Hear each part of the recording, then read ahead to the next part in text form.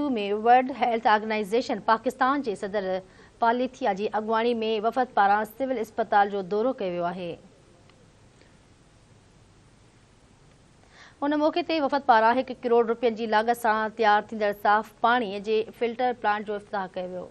खबर के हवाले से नाज़रीन अवां खे आगाह कंदालूं। एक बार ॿीहर खबर के हवाले से आगाह कंदालूं। दादू में वर्ल्ड हेल्थ ऑर्गेनाइजेशन पाकिस्तान के सदर पालिथा की अगवानी में वफ़द पारां सिविल अस्पताल जो दौरो किया वियो आहे।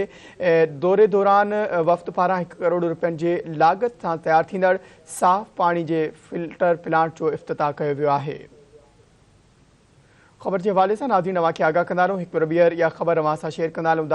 दादू में वर्ल्ड हेल्थ ऑर्गेनाइजेशन पाकिस्तान के सदर पालिथा की अगवानी में वफ़द पारां सिविल अस्पताल जो दौरो किया वियो आहे। तफ़सील मालूम कंदासीं। धरती टीवी दादू के रिपोर्टर अशफाक मलिक असां लाइन ते मौजूद है। अशफाक, आगाह कजो, छा तफ़सील आहिनि? जी बिल्कुल, मां तव्हांखे ॿुधाईंदो आहियां त वर्ल्ड हेल्थ ऑर्गेनाइजेशन पाकिस्तान के सदर पालिथा पंहिंजे वफ़द सां गॾु दादू सिविल अस्पताल जो दौरो कयो ऐं 1 करोड़ रुपयनि की लागत से तैयार थींदड़ साफ़ पानी के फिल्टर प्लांट जो इफ्तिताह कियो।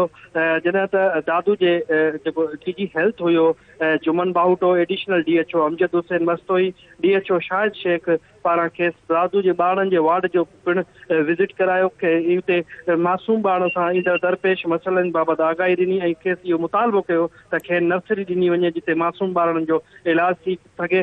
जंहिंखां पोइ वर्ल्ड हेल्थ ऑर्गेनाइजेशन पाकिस्तान के सदर पालिथा पारां उहो खेनि यकीन ॾियानी ॾियाराई त 2 हफ़्तनि के दौरान तव्हांखे दादू सिविल अस्पताल में नर्सरी ॾिनी वेंदी। उन खां पोइ हुन दादू इंडस हाईवे रोडनि ते जेकर मेडिकल कैंप्स लॻल हुयूं उन्हनि जो भी दौरो कयो ऐं पाकिस्तान जेके PM जा डॉक्टर आहिनि उन्हनि जी ॿोॾि मुतासिरनि जे लाइ कयल ख़िदमत की भी साराह कई आहे। मां तव्हांखे इहो बि ॿुधाईंदो हलां त उते खेसि इहा भी आगाही ॾिनी वई त खेसि मलेरिया जी दवाउनि की तमामु सख़्तु खोट आहे ऐं जेके किटूं आहिनि जंहिंसां मलेरिया चेक कई थी वञे उन्हनि जी भी ज़रूरत आहे। उन्हनि लाइ भी हुनखे ख़ातिरी कराई वई त तव्हांखे जल्द जेको आहे दादू लाइ ॿोॾि मुतासिरनि जे लाइ दवाऊं फ़राहम कई वेंदियूं। जी वॾी महिरबानी अपडेट करने। नाज़रीन, अशफाक मलिक असांखे आगाह करियो।